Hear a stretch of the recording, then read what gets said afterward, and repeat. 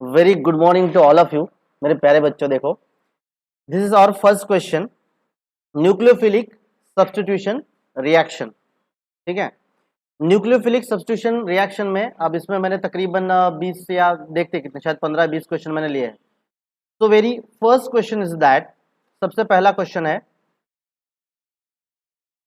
The atom which defines the structure of a family of organic compound and their properties is called as the atom which defines the structure of family of the organic compound and their property is called as। मतलब जैसे इसको मैं एक और दूसरे तरीके से define कर सकता हूं। आंसर क्या है? अब आपके सामने आंसर दिखाई दे रहा है, इट्स ओके कि फंक्शनल ग्रुप। हाँ सर, ऑप्शन तो दिखाई दिया, फंक्शनल ग्रुप आंसर बराबर है। बट इसका मीनिंग क्या है? वेरी सिंपल, मैं आपको और एक डेफिनेशन बताता हूं। ठीक है, और एक डेफिनेशन क्या? What is a functional group? What is functional group? So it is what the atom or group of atom or group of atom which defines या determines, which defines or determines the physical and chemical properties of compound is called as functional group। ऐसा group, चाहे वो OH हो कुछ और हो, जो क्या करता है? फिजिकल और केमिकल प्रॉपर्टी डिफाइन करता है। कैसे फिजिकल और केमिकल प्रॉपर्टी डिफाइन करता है? मैं आपको एग्जांपल बताता हूं, बहुत प्यारा सा एग्जांपल। ठीक है, एग्जांपल कौन सा? अब मान के चलो, आपके सामने मैं यहां पर कुछ कंपाउंड्स के नाम लिखता हूं। कौन से कंपाउंड्स के नाम? देखो, एक जनरल रिप्रेजेंटेशन देता हूं मैं। जनरल रिप्रेजेंटेशन मतलब R बॉन्ड COH, ये कौन सा है? Which compound is this? कौन सा कंपाउंड है? Carboxylic acid. बच्चे लोग का इतने बाबा, कार्बोक्सिलिक एसिड। ठीक है, दूसरा एक लेता हूं मैं, R बॉन्ड OH, ये कौन सा है? अल्कोहल है ना? हाँ, अल्कोहल। तीसरा मैं एक लेता हूं, R बॉन्ड CN, ये कौन सा है? Very good, cyanide. अब इधर देखो, ये जो आप अल्किल ग्रुप देख रहे हो, ये आपको जो अल्किल ग्रुप दिखाई दे रहा है, this is the alkyl group, this is the alkyl group, this is the alkyl group. ये जो आपको अल्किल ग्रुप वहां पे दिखाई दे रहा है, बराबर है, क्लियर है? तो ये अल्किल ग्रुप मतलब क्या है?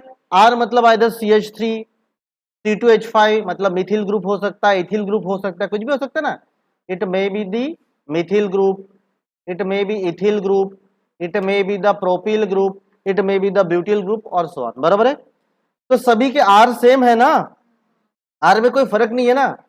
लेकिन सिर्फ ये जो भैया है ग्रुप ऑफ एटम COH, यहां पे OH, ये CN, इसने सारी प्रॉपर्टी बदल दी। अगर आप R बॉन्ड COH मतलब कार्बोक्सिलिक एसिड को अगर आप मान के चलो सर के पेट में डाल दिया, आपके पेट में मत डालो, मेरे पेट में डाल दिया, कुछ होगा क्या? नहीं होगा। ऑलरेडी अपने पेट में जो इससे खतरनाक एसिड है, कौन सा? हाइड्रोक्लोरिक एसिड है ना? नहीं है क्या? नहीं है? सभी के पेट में है ना?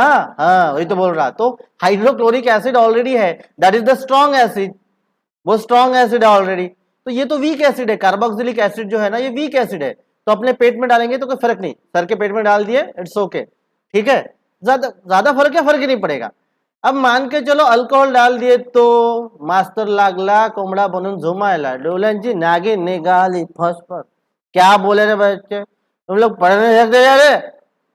अपने आप को सीधा सर पे चढ़ती, पता है ना? आरओएच अल्कोहल प्रॉपर्टी में फर्क पड़ गया। हाँ, और तीसरा डाल दिए तो अद्वैत बड़ा खुश हो जाएगा, मास्टर मिला जा गेला, लई त्रास देता था हमारे, अच्छा हो गया गया काम के बाद। मतलब साइनाइड थोड़ा सा चटवा दिया, खत्म। किसके वजह से फर्क पड़ रहा है? एटम और group of atom which determines the physical and chemical property of the whole compound is called as the functional group. ठीक है, समझ में आया? Very good. अब यहाँ पे देखो एक बार, ये भी मैं आपको एक्सप्लेनेशन जो लिखा है वो दिखाता हूं। The atom which defines of family of organic compound and their properties is called as functional group. आपको समझेगा कि नहीं पता नहीं, ऐसा लिखा हो, पर मैंने जो बताया वही। So functional group are specific groups of atoms or bond within the molecule that are responsible for the characteristic of chemical reaction of this molecule. एवढा मोटा महाभारत ये जो आप देख रहे हो उसका मीनिंग वही है, उसका मीनिंग वही है जो मैंने आपको बताया, मतलब जो क्या करता है फिजिकल और केमिकल प्रॉपर्टीज को जो डिफाइन करता है। ठीक है, आगे बढ़े। Okay, the functional group in alkyl halide is, अभी कभी आपका याद हो जाना चाहिए भैया, मैं पहले बता रहा हूं तो ये क्या काले पेट तो मैं, ठीक है। So the functional group in alkyl halide is, कौन सा रहता जल्दी से बताओ, पत्थर फेंक के मारता, कौन सा रहता, कितने होशियार है देख के बता रहे, अच्छी बात है चलो। तो functional group in alkyl halide is halogen group, ज्यादा बताने की जरूरत नहीं मेरे हिसाब से, बट कोई चेहरे ऐसे हैं जिनको लगता है कि भैया ये क्या चीज है। R bond X, this is the representation of the alkyl halide, ये किसका रिप्रेजेंटेशन है, अल्किल हलाइड का रिप्रेजेंटेशन है, अल्किल हलाइड। अब ये R मतलब क्या होता है, कोई भी अल्किल ग्रुप होता है, कौन सा alkyl group, Mithil, ethyl, propyl, butyl, pentyl वगैरह वगैरह वगैरह, और X मतलब हलाइड, तो कौन से हलाइड हो सकते हैं, X मतलब either fluorine, chlorine, bromine, iodine और एस्टाटिन, और ये जो अल्किल ग्रुप है इसमें तो बहुत सारे हैं, अभी बता चुका, कौन सा, CH3 Mithil, C2H5 ethyl, C3H7 propyl, C4H9 butyl वगैरह वगैरह। But when you are showing this alkyl group, you must have to show this dash. Why? These are the group, not the compound. These are the group, not the compound. और कुछ आगे बढ़ सकते ना, बढ़ सकते ना, सिंपल सिंपल है ना, ऐसे बोलो ना भाई, काहे को ऐसे करते हैं। Third question, the halide is an extremely weak base, weak acid, strong base, strong acid. तब वो वीक बेस आप बहुत होशियार, मुझे पता है दिखाई दे रहा सामने, लेकिन why halide ion is extremely, आप आंसर सामने देख रहे हो वीक बेस, लेकिन क्यों वीक बेस। अब इसके लिए हमें थोड़ी एक थ्योरी समझनी पड़ेगी, सिंपली पढ़ा के जाने में तो कुछ भी पढ़ा के जाओ और आप लोग रट लोगे भैया, लेकिन देखो एसिड बेस की 5 थ्योरीज है, कितनी, 5 थ्योरीज है, Arrhenius theory, Lowry Bronsted concept, Usanovich concept, Lux Flood theory और लेविस थ्योरी। तो very important theory, very important person नहीं, very important theory is Lewis theory. कौन सा थ्योरी है, लेविस थ्योरी। लेविस थ्योरी सबसे इंपॉर्टेंट है। Lewis theory of acid base क्या कहता है, मान के चलो एक कोई स्पीसीज है, कुछ भी माइक ना कहा था, कुछ भी समथिंग, और यहाँ पे स्पीसीज बी, अब अगर ये स्पीसीज ए अगर, ठीक है, अब मैं इधर से बता दूं, सॉरी ए बी है तो एसिड बेस हो जाएगा फिर बढ़िया, बेस उसको बोलेंगे जिसके पास एक पेयर ऑफ इलेक्ट्रॉन है, चाहे लोन पेयर ऑफ इलेक्ट्रॉन हो या खाली पीली पेयर ऑफ इलेक्ट्रॉन हो, कोई तो भी निगेटिव चार्ज। तो जो एक पेयर ऑफ इलेक्ट्रॉन डोनेट कर सकता है किसी को, उसको हम क्या कहेंगे, उसको हम कहेंगे लेविस बेस। लेविस बेस दिखाई नहीं दे रहा ना, तो कोई बात नहीं, दूसरा ले लेते हम लोग, ओ सॉरी, उसको हम कहेंगे लेविस बेस। इसका ये तो फायदा है, अरे आना भाई, तो ये हो गया अपना लेविस बेस। और जो पेयर ऑफ इलेक्ट्रॉन ले सकता है, एक्सेप्ट कर सकता है, उसको हम क्या कहेंगे, लेविस एसिड। तो मान के चलो कि मैंने आपको 500 के 2 नोट दे दिए, 500 का एक नोट मतलब 1 इलेक्ट्रॉन, देखो बड़े खुश है उधर, देखो सबके चेहरे का ध्यान है सर, बोले ध्यान दीजिए ना मुझे, 500 के 2 नोट दे दिए, तो मैं क्या होऊंगा, लेविस बेस, और वो लेविस एसिड लेने के लिए खुश, लेविस एसिड। तो अब बात ऐसी है कि halide ion is extremely weak base. Halide ion actually है ही क्या, एक सिंपल ग्रुप है, बट हैलाइड में एक खासियत है। हैलाइड में क्या खासियत है, अगर हम हैलाइड आयन की बात करते हैं ना, हैलाइड आयन, तो हैलाइड आयन मतलब क्या होगा, halide is represented by X, am I right, तो मेरे तरफ ना देखो तो भी चलेगा, लेकिन हैलाइड आयन इज एक्स। तो आप जो भी हैलाइड, ध्यान दो, I am not talking about the halogen. Halide means X negative, X negative. तो इसका मतलब क्या है, fluorine negative, then chlorine negative, bromine negative. Overall इनका अगर आप कॉन्फ़िगरेशन देखोगे तो इनका कॉन्फ़िगरेशन कैसा है, लेट्स सी. ये क्लोरीन लेता हूं मैं, क्लोरीन. क्लोरीन के पास या क्लोरीन क्लोराइड आयन की अगर हम लोग बात करते हैं ना, तो क्लोराइड आयन के पास टोटल इलेक्ट्रॉन कितने पता है? एक्चुअली क्लोरीन के पास होता है 3 लोन पेयर ऑफ इलेक्ट्रॉन. 3 अशी इलेक्ट्रॉनची जोडी खाली पिली बसलेली, काम चुकार जोडी, खाली पिली बैठी हुई. कितने लोन पेयर ऑफ इलेक्ट्रॉन है? Already 3 lone pair of electron. कितने? 3 लोन पेयर ऑफ इलेक्ट्रॉन. और निगेटिव चार्ज का मतलब है और एक पेयर ऑफ इलेक्ट्रॉन. तो टोटल ऑक्टेट कंप्लीट होने के लिए आजू बाजू में 8 इलेक्ट्रॉन चाहिए. तो भैया इसके पास तो टोटल 8 इलेक्ट्रॉन प्रेजेंट है यार. ये 1, ये 2, ये 3, ये 4. जिसके पास क्या है, मान के चलो बात कैसी हो रही थी कि base NaOH is the base. ठीक है, NaOH is the base, I agree. NaOH क्यों नहीं, वो है हाइड्रोक्सिल ग्रुप देता है डिसोसिएशन के बाद, जो OH निगेटिव आयन देता है वो बेस, हमको पता है. बट ये X कैसे बेसिक हुआ, हालाइड नेगेटिव?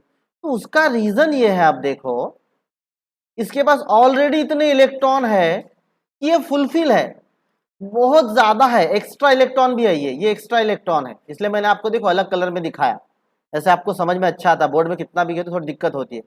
तो ये एक्स्ट्रा इलेक्ट्रॉन क्या कर सकता है, किसी को दे सकता है, वर्क पड़ने पे, जरूरत पड़ी ले भाई. इसलिए क्या हो गया, वो वीक बेस. आसानी से देता क्या, जल्दी देता क्या, बिना मतलब के देता क्या नहीं. मतलब कैसे, वेरी सिंपल एग्जांपल. अभी के साधु संत, मैं अब कभी नहीं बताता, पहले के साधु संत लोग जो अच्छे थे, शिवाजी महाराज के गुरु, मैं हमेशा बताता हूँ. तो शिवाजी महाराज के गुरु कैसे थे, उनके पास गए शिवाजी महाराज, ठीक है. ये महाराज गए और बोले, राज क्या बोले, हे प्रभु, हे देवा, माझ्याकडून तुम्ही घेवा सोने. हे देव, हे प्रभु, हे देवा, माझ्याकडून सोना तुम्ही घेवा आणि गरीबाच्या कामाला लावा. मतलब मेरे पास आप सोने चांदी लीजिए, रखिए. तो ये क्या बोलते हैं साधु महाराज, ये बोलते हैं यार ये पैसे मेरे कौन से काम के, पैसे मेरे कौन से काम के. बट फिर भी वो रख लेते हैं और ये पैसा क्या करते हैं, दूसरे को देते हैं. मतलब क्या है, वो बेस है, अच्छे स्ट्रांग बेस है, उनकी आदत ही देने की. तो ये क्या हो गए, स्ट्रांग बेस हो गए ना, उनकी आदत ही हो गई देने की. लेकिन मेरे जैसा भुक्कड़ या अदू के जैसा भुक्कड़ जो कि किसी को पैसे देता नहीं, तो हम क्या करेंगे, काउन पैसे दे, क्या जरूरत है पैसे देने की, फोकट में आते क्या. लेकिन कोई दिखी गया, अभी बंडू बोला मेरे को बहुत जरूरत है सर, बहुत दिक्कत में हूं सर मैं, ठीक है, शर्ट खरीदने को भी पैसा नहीं, खाना मैं 500 साल पहले खाया था. तो ठीक है ना, कहने का मतलब हमको दया आ जाएगी. तो वो भी कब देंगे, जब अपने पास बहुत पैसा है, लाखों रुपए है, तब जाके घे. उसको बोलेंगे वीक बेस, उसको हम क्या कहेंगे, वीक बेस. समझ में आया, आगे बढ़े. हाँ ठीक है, अच्छी बात है, सब बताओ. तो मुलाची मजा घेता तुम्ही, लहान मुलाला पाहून. Next question, when the nucleophile OR attacks the RX, the resultant product will be. अभी आपको पता है भैया, बताओ जल्दी से बताओ, क्वेश्चन पढ़ो अच्छे से और बताओ मुझे. When the nucleophile, OR nucleophile है, ठीक है, attacks the RX alkyl halide, the resultant product. आप बहुत होशियार, आंसर तो फट से बता देते, समझे ना समझे. You are genius, truly genius. ठीक है, सही में मान गया मैं आपको. आंसर क्या है देखो, फट से बता देंगे आप लोग, बी आंसर है. भले गलत हो तो भी, कुछ कुछ गलत है इसमें, संभल के रहना. तो when the nucleophile OR attacks the RX, the resultant product will be ROR. ठीक है, वेरी गुड, होशियार बच्चे. अब कैसे वो बताओ, तो सिंपल है ना यार. ये देखो रिएक्शन देखो, RX प्लस ROR. ये OR मतलब क्या है, ये कहीं ना कहीं वो जो OR है वो ROH से आया है. मतलब OR नेगेटिव का मतलब क्या है, ये ROH से, प्लस नहीं दिखाता आपको, ROH या ROR से आया है. ROH या फिर कहां से आया है, ROR से आया हुआ है. ठीक है, तो ROH या ROR से आया हुआ है. तो RX plus OR, when the nucleophile OR. देखो RX, अब इसमें से आप H को निकाल दो या आर को निकाल दो। अब इसका जो रिएक्शन होगा तो क्या बनेगा, वेरी सिंपल, देखो यहां पर देखो एच एक्स निकल जाएगा, आर ओ आर बनेगा। मैं इसको आपको फिर से सिंपल एग्जांपल बताता हूं, यहाँ पे इस दूसरा लेकर, R X plus R O H, क्या बना प्रोडक्ट, प्रोडक्ट बना R O R plus H X. होशियार बच्चे आप लोग मानना। When nucleophile OR attacks by the Rx, the result product of ROR X will be separated. X मतलब ये निकलेगा, एक्चुअली फाइनल प्रोडक्ट ऐसा है, ठीक है। होशियार बच्चे हैं भैया, बहुत ज्यादा होशियार बच्चे, फालतू टाइम पास कर रहा हूँ, जो समझ गया फटाफट आगे बढ़ता हूँ, ठीक है। Select the statement from the following option, चलो पढ़ो और इसका बताओ कि क्या सही आंसर होगा। Select the correct statement from the following option. SN2 reaction follow the second order kinetics. No intermediate is involved in the SN2 mechanism. SN2 reaction are one step reaction. All of them mentioned. पहले answer मत जाओ, आप बहुत talented हो मुझे पता है, बार बार बोल रहा हूँ, ठीक है। ऑप्शंस पढ़ो, क्योंकि मैं, अगर आप डायरेक्ट ऑप्शन देखोगे अभी कि ठीक है ऑप्शन आंसर डी है, जब आप क्वेश्चन पेपर आपके सामने आएगा सॉल्व नहीं कर पाओगे। ऑप्शंस पढ़ो। The reaction follows second order kinetics. Select the correct statement for the following option. SN2 reaction follows the second order kinetics. बरोबर है ना, सही है ना, पत्थर फेंक फेंक के मारता, पक्का, सही में, वेरी गुड, मतलब अंदाजा नहीं बोल रहे। No intermediate is involve in the SN2 mechanism, करता है ना, इंटरमीडिएट नहीं होता है, वन स्टेप है, होशियार है, ऑल अब ठीक है, फिर ठीक है, इसका मतलब जो बोल रहे हो सही बोल रहे हो, मतलब समझ के बोल रहे हो, ऑप्शन देख कर रहे हैं, ठीक है। Next, the reactivity order of alkyl halide in SN2 reaction. The reactivity order of the alkyl halide. alkyl halide जो है इसमें, इसका रिएक्टिविटी ऑर्डर क्या होगा, क्यों होगा वो बताओ।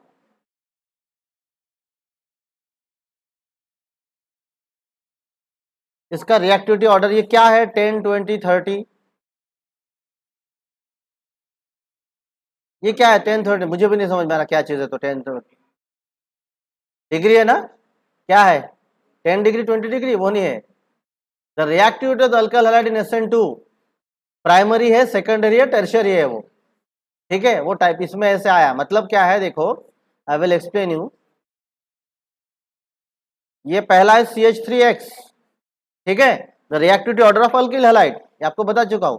उसके बाद जो प्राइमरी है, प्राइमरी का मतलब दूसरा रहेगा इस तरीके से CH3 CH2X, and then what, next है सेकेंडरी, मतलब CH3 CH CH3X, ये सेकेंडरी, और टर्शियरी का है फिर इस तरीके से CH3C,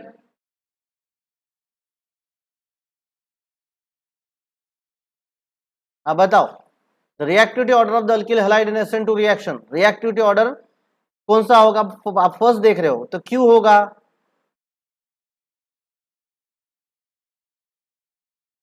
अल्किल हैलाइड का, the reactivity order of an alkyl halide in SN2 reaction, ठीक है, SN2 रिएक्शन। तो SN2 रिएक्शन में ये सबसे ज्यादा रिएक्टिव, क्यों, क्योंकि SN2 जो है वो वन स्टेप रिएक्शन है, बैक अटैक होता है, समझ लो। तो बैक अटैक सबको है ना, इसमें क्या होता है, देखो यहाँ पे भी आंसर में क्या देखे, the correct answer of reactivity in alkyl halide is CH3, मतलब methyl halide is greater than primary alkyl halide which is greater than secondary alkyl halide which is greater than tertiary halide. CH3X is more reactive whereas the tertiary is least reactive। Reason यहां पर देखो simply आप, SN2 reaction में होता क्या है, SN2 is the one step reaction, है right, एक स्टेप में, तो वन स्टेप में होता है, तो वन स्टेप में क्या होता है, अटैक होता है is the back attack, not the front attack.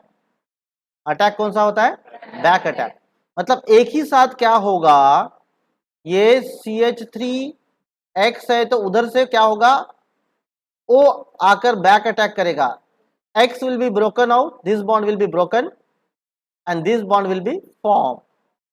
तो ये जितना ज्यादा क्राउडिंग होगा ना उतना ही ये अटैक होना पॉसिबल नहीं है, यहाँ पे क्राउडिंग क्या हो गई, देखो पहले CH3 था, CH2 बढ़ गया, यहाँ पे तो दो दो ग्रुप आ गए। बैक अटैक कहाँ से करेगा, ये रोकेंगे ना। यहाँ पे तो तीन तीन ग्रुप है, बैक अटैक तो और मुश्किल है। तो back attack is going to be difficult as the number of group increases and hence reactivity क्या होगा, यहाँ पे डिक्रीज होते जाएगा। क्या होगा, डिक्रीज होते जाएगा। जो जितना छोटा रहेगा SN2 में, ध्यान रखो SN2 में इसकी रिएक्टिविटी सबसे ज्यादा, SN1 में इसकी रिएक्टिविटी सबसे कम। क्योंकि SN1 में बैक अटैक होता है क्या, नहीं, फ्रंट अटैक होता है। फ्रंट अटैक के लिए कैसे, पहले इसको निकलना पड़ता है, तो इसको ये निकलेगा तब स्टेबल है, याद करो, सब भूल जाते हो। ये निकलेगा तो रेजोनेंस से खुद स्टेबल हो जाता है, इसलिए इसकी रिएक्टिविटी सबसे ज्यादा है। किसमें, SN1 में। मतलब यहां पे अगर SN2 के जगह पे SN1 आता, which was the correct option, उसका रिवर्स, उसका जो रिवर्स रहेगा वो ऑर्डर, वो करेक्ट ऑप्शन रहेगा। कौन, जो रिवर्स रहेगा, यहाँ पे कोई ऑप्शन देके नहीं है, ठीक है। जो रिवर्स रहेगा वो करेक्ट ऑप्शन होगा, ठीक है। चलो next question. SN1 reaction involves heterolysis to form the carbocation as an intermediate. SN1 reaction involves the heterolysis to form the carbocation as an intermediate. This true or false, बताओ। तो आप यहाँ पे देखकर ट्रू बोल रहे, क्यों है। SN1 reaction involves heterolysis to form the carbocation as intermediate, वो उसका देखे, आप बताओ, याद आया क्या आपको, पक्का, हाँ ठीक है, वेरी गुड, अच्छी बात है, मैक्सिमम हो बोल रहे तो। Which step in SN1 reaction? Which step in SN1 reaction is slow rate determining step? SN1 reaction में slow rate determining step कौन सा है, ठीक है, कौन सा है। फॉर्मेशन ऑफ ट्रांजिशन स्टेट, बरोबर है। कैसे, मैं बता रहा हूं आपको, न्यूक्लियोफिलिक अटैक नहीं, SN1 रिएक्शन, ठीक है। देखो बता रहा हूं, आई विल एक्सप्लेन यू। वो आंसर भी देखो, the first step of formation of the transition state is slow rate determining, बरोबर है। बट आपको याद है कि नहीं, मैं बताता हूँ। SN1 है, SN1 दो स्टेप में है, तो दो स्टेप में तो होता क्या है, सबसे पहले बताओ, फटाफट बताओ, CH3 कंपाउंड कौन सा, CH3 C CH3 Cl या Br लेते हैं हम लोग, ब्रोमाइड। तो आपको इसमें पता है, जब तक ये Br भैया या Br बहना, वो बहना बहना Br बहना, जब तक तू ना ब्रेक होगी बहना, कैसे मैं एंट्री करूंगा यहाँ पर, है ना। जब तक ये Br खुद ब खुद ब्रेक होकर नहीं निकलेगा, तब तक OH की एंट्री होगी क्या, नहीं, क्योंकि ये फ्रंट अटैक है, बैक अटैक नहीं है, बैक अटैक नहीं है, ये फ्रंट अटैक है। तो फिर जब तक ये Br ब्रेक डाउन होकर नहीं निकलेगा, OH अटैक नहीं कर सकता। तो ये जो Br अटैक, मतलब Br जो निकलता है ना, मतलब क्या बनेगा यहाँ पे, सबसे पहले CH3C CH3 OH नहीं, पहला सा, ठीक है, क्या होगा, ये निकलेगा। तो ट्रांजिशन स्टेट में पहले ये निकलेगा, जैसे हम लोग दिखाते, देखो SN1 reaction, this is your energy profile diagram, हे अशा गेला अशा गेला अशा काहीतरी आला, ठीक है। तो इसमें transition state TS1, transition state 2, तो ट्रांजिशन स्टेट 1, ट्रांजिशन स्टेट 2, यहां पर हम कैसे लिख सकते हैं, डू यू नो, यहां पर ये दो लिखेंगे हम, कौन सा, ये देखो, ये रिएजेंट 1, ये रिएजेंट 2, तो यहां पर रहेगा रिएजेंट 1 प्लस रिएजेंट 2, और ट्रांजिशन स्टेट में ये बनेगा, ये ट्रांजिशन स्टेट 1 है आपका, ट्रांजिशन स्टेट 1, ये मतलब आपका पहला स्टेप है। दूसरे स्टेप में क्या होता है, OH अटैक करता है, तो this step is the slowly होता है ये, मतलब कैसे, OH उसको बोला है, ये ना ये ना ये ना, आना आना, आता रुकना, मर्जी उसकी है ना, मर्जी उसकी है ना, है कि नहीं। वो अदू गया, जाके निखिल को बोला, निखिल चल, बोले धूम धूम, कहाँ पे, वो वांगे पली घूमने जाएंगे, बोले चल। तो अब वो निखिल उसको बोला, निखिल आना, ये ना जाऊं लवकर येऊ जाऊं, हाँ आता ना, चल ना, फिर आ रहा ना, चल ना, हाँ चल। देखो वो आराम से आ रहा है, स्लो स्टेप। एक बार घर के बाहर निकला, उसके गाड़ी में बैठा, वो काहे को रुकता फिर, दूसरा स्टेप धूम धूम, अरे थाम रे, अरे थाम तो रुकना, वो क्यों रुकता फिर? पहला स्टेप स्लो है, जब तक निखिल घर के बाहर नहीं निकला वो तब तक स्लो था, एक बार उसके गाड़ी में बैठा तो फास्ट। तो हमेशा जो स्लो स्टेप होती है ना, वही रेट डिटरमाइनिंग स्टेप। गाड़ी में बैठने के बाद कहाँ भाग गए, किसको पता चला? मम्मी पापा को पता कब चलेगा? जब निखिल घर के बाहर निकलेगा तब पता चलेगा। तो कहां पे भाग रहे, कहां पे, पता चलने का तरीका कब है? भागने के बाद तरीका है क्या? जब निकलेगा तब है, जब निकलेगा तब। तो वही रेट डिटरमाइनिंग स्टेप है, वही स्टेप है जिससे रिएक्शन रेट का पता चलता है कि हाथा मुलगा काय करना है। कौन सा स्टेप? तो हमेशा याद रखना, slow step is always the rate determining step, वो होता है रेट डिटरमाइनिंग स्टेप। ठीक है, उसी से रेट ऑफ रिएक्शन पता चलता है किस रेट में वो कैरी आउट होने वाला है। ठीक है, क्लियर है? Very good. Next question, question number 10। अगर आप लोग थक गए होंगे, एमसीक्यू पूरा कॉन्सेप्ट ही होता है, दिमाग थकता है, अगर बोले तो आप लोग मैं यहाँ पे रुक जाऊंगा, क्योंकि फ्रेशर हो ना आप लोग, अभी तक ये सब पढ़े ही नहीं ना, ये सब छोड़ो, पढ़े ही नहीं, ये सब तो छोड़ दो। Which of the following reactions are favored by polar aprotic solvent? Which of the following reactions are, कौन से रिएक्शन को फेवर करता है, कौन फेवर करता है? Polar aprotic solvent. अब ये आपके लिए यही बहुत बड़ा कॉन्सेप्ट है भैया, 3 वर्ड, पोलर अप्रोटिक सॉल्वेंट। अब पोलर अप्रोटिक सॉल्वेंट का मैं आपको एग्जांपल अगर बताऊं, polar aprotic solvent, aprotic which does not give the H, NH3 is the polar aprotic solvent। ठीक है, which of the following reactions are favored by polar aprotic? ये है पोलर अप्रोटिक सॉल्वेंट। क्यों? NH3 इज द सॉल्वेंट, क्योंकि liquid में है, right? तो पहली बात, एक एग्जांपल दे रहा हूं, तो ये NH3, तो NH3 के कैरेक्टर्स कौन कौन से कैरेक्टर है? क्या ये सॉल्वेंट है? यस, लिक्विड में है तो ये सॉल्वेंट है।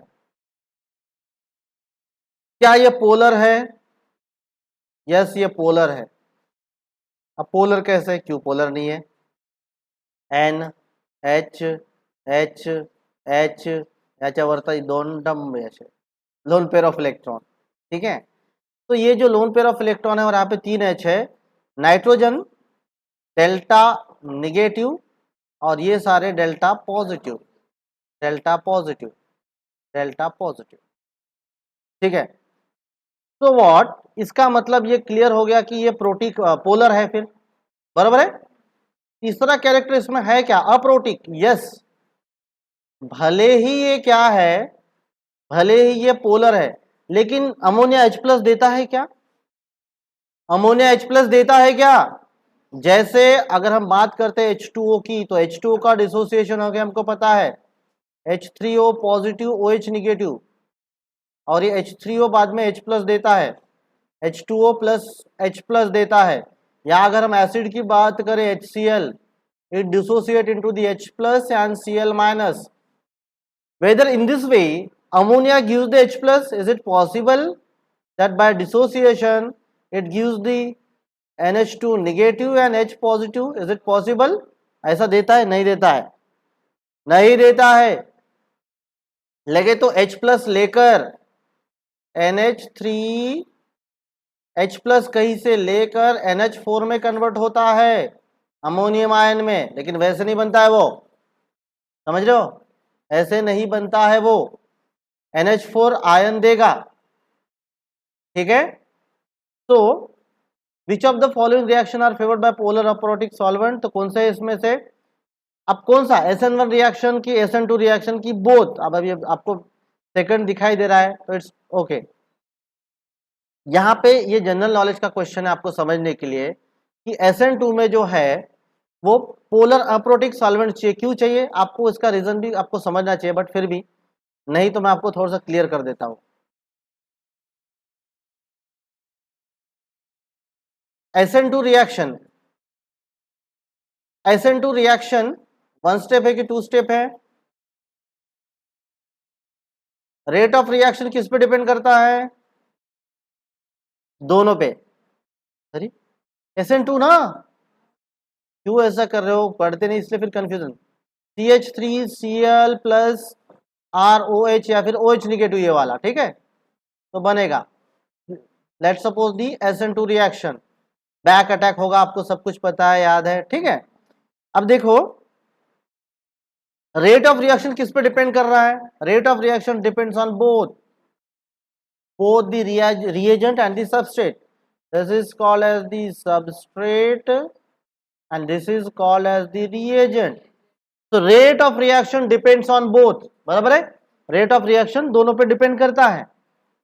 अगर रेट ऑफ रिएक्शन दोनों पे डिपेंड करता है और सॉल्वेंट हम अमोनिया लिए या कोई दूसरा अप्रोटिक लिए इसके जैसा जो H+ नहीं देगा तो ठीक है, लेकिन अगर हम मान के चलो यहाँ पे H2O लेते हैं जो H+ देता है कोई दूसरा, तो होगा क्या, जैसा यहां से डिसोसिएशन होके OH- बाहर निकला अटैक के लिए, वो H इसको अटैक, H अगर इसमें रहा, प्रोटिक मतलब H, तो H फिर से इसके साथ अटैच हो जाएगा ना, तो रिएक्शन ही नहीं होगी, रेट ऑफ रिएक्शन ही नहीं बढ़ेगा ना। तो फिर हमें सॉल्वेंट कौन सा चाहिए, सॉल्वेंट हमें अप्रोटिक चाहिए, मतलब जो प्रोटॉन नहीं देता, अप्रोटिक मतलब जो प्रोटॉन नहीं देता, जैसे अमोनिया, इसमें से प्रोटॉन नहीं मिलेगा तो रिएक्शन कैरी आउट होगा, बराबर है। मतलब करवाना क्या था, करवाना सब बच्चों से काम था, मास्टर कसं पाहिजे जो स्वतःचे काम मुलांकडून नाही करून घेत, नहीं तो बोले कॉलेज का काम ही ज्यादा, कॉलेज का काम करना है, पढ़ाई करवाना है, लेकिन नालायक टीचर है तो बोले पढ़ो बिडो मत, एन्जॉय करो, रे की माझ्या घरी आ रहे थोडं काय ते साफसफाई करायचं, माझ्या घरी आ रहे ते माझ्या घराचं काम होता है, बच्चे सुनेंगे मार्क्स चाहिए, तो बहुत जगह पे होता है।